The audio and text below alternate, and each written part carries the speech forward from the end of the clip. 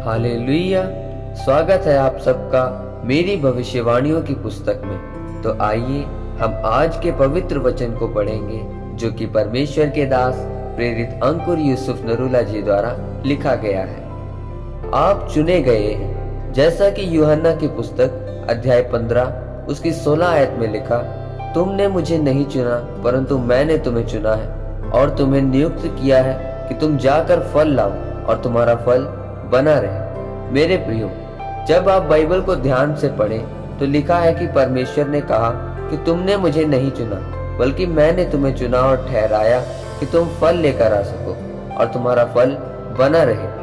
परमेश्वर ने आप सबको फल लेकर आने के लिए चुना है। इसका मतलब कि आप बुलाए गए ही नहीं बल्कि चुने गए हैं, क्योंकि आपने प्रभु यीशु मसीह को अपना उद्धारकर्ता ग्रहण करके बपतिस्मा ले लिया है। आप बुलाए तब गए थे जब आप पहली बार चर्च में आए थे, पर जिस दिन आपने परमेश्वर पर विश्वास कर लिया तो आप फल लेकर आने के लिए चुने गए हैं। याद रखें, शैतान आपको गिराने के लिए और इसलिए कि आप फल ना लेकर आए अपने बहुत से हथियारों का इस्तेमाल करता है। जब आप परमेश्वर में आते हैं, पवित्र आत्मा से भरते हैं, तो वही पवित्र आत्मा आपको जंगल में लेकर जाता है, जिस तरह वह प्रभु यीशु मसीह को लेकर गया था और 40 दिन तक उनकी परीक्षा की थी, क्योंकि जिस 40 दिन के सफर को इजरायलियों ने 40 साल का बना दिया था, उसी को प्रभु यीशु मसीह ने काटा।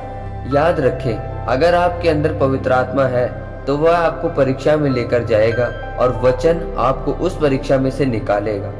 पहला हथियार जो शैतान आपके खिलाफ इस्तेमाल करेगा वह आपका नाराज रहना है। परमेश्वर ने आपको प्रथम स्थान देने के लिए चुना है, पर एक नाराज रहने वाला व्यक्ति कभी भी प्रथम स्थान नहीं पा सकता, क्योंकि परमेश्वर की आग एक नाराज व्यक्ति के ऊपर कभी नहीं ठहर सकती। कई बार आपके जीवन में ऐसा होता होगा कि आपने किसी की सहायता की और उस व्यक्ति ने आपके साथ धोखा किया हो। अब आपके पास एक कारण है कि आप उससे नाराज रहें, परंतु याद रखें, इस रीति से जीवन व्यतीत करने से आप पवित्र आत्मा की आग से नहीं बढ़ सकते, और सिर्फ पवित्र आत्मा की आग के आपके जीवन में होने से आप छुड़ाए जाते हैं। परमेश्वर का वचन भी यही कहता है कि ठोकरों का लगना अवश्य है, पर हाय उस पर जिसके कारण यह ठोकर आती है, क्योंकि शैतान यही चाहता है कि परमेश्वर ने आपको प्रथम स्थान का फल लेकर आने के लिए चुना है तो आप वह फल न लेकर आए। मेरे प्रियो, उसी तरह से शैतान का दूसरा हथियार निराशा है, जो वो आपको असफल करने के लिए इस्तेमाल करता है। याद रखें, अगर आप निराश रहने वाले व्यक्ति हैं तो परमेश्वर आपको कभी भी इस्तेमाल नहीं कर सकता।